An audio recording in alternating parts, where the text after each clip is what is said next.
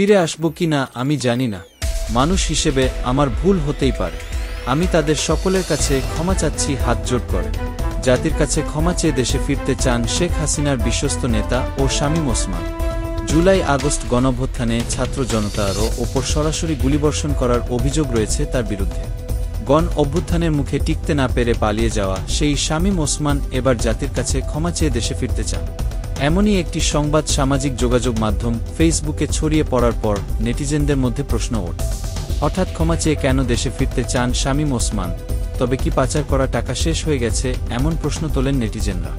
শেখ হাসিনার শাসনামলে বিভিন্ন সময় নানা বক্তব্য দিয়ে আলোচিত সমালোচিত ছিল নারায়ণগঞ্জ ৪ আসনের সাবেক এমপি শামীম ওসমান। রাজপথে বিএনপি জামায়াত ঠেকাতে খেলা হবে এবং হুমকি ধামকি দিয়ে সামাজিক যোগাযোগ মাধ্যমে থাকতেন বেশ আলোচনা। গত বছর ৫ আগস্ট ক্ষমতাসীন আওয়ামী লীগ সরকারের পতনের পরেই দলের বহু নেতা কর্মী দেশ ছেড়েছে। একইভাবে দেশত্যাগ করেন শামীম ওসমান। সম্প্রতি জাতির কাছে ক্ষমা চেয়ে দেশে ফেরত আসতে চায় শামীম ওসমান। এই শিরোনামে একটি সংবাদ সামাজিক যোগাযোগ মাধ্যমে ছড়িয়ে পড়ে। তবে আমার স্কুলের টিমের অনুসন্ধানে জানা গেছে, শামীম ওসমান জাতির কাছে ক্ষমা চেয়ে দেশে ফিরে আসতে চাওয়ার দাবি এটি সত্য নয়, বরং তার ২০২৩ সালের একটি ভিডিও বার্তার প্রেক্ষাপটে ব্যবহার করে ওই দাবিটি প্রচার করা হচ্ছে।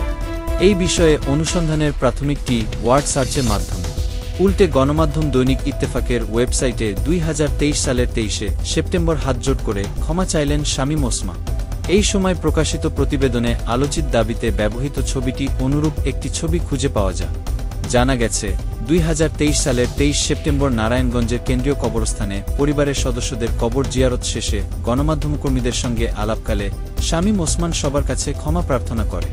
পবিত্র ওমরাহ হজ কারণে উদ্দেশ্যে সপরিবারে সৌদি আরব যাবেন উল্লেখ করে তিনি বলেন, ফিরে আসব কিনা জানি না, আপনারা দোয়া করবেন। এই কবরস্থানে আমার পরিবারে অনেকেই শুয়ে আছে, আমিও এখানে তাদের সঙ্গে থাকতে পারি, এই দোয়া করবে। ছাদিকুল ইসলাম, উন্মুক্ত বাংলা।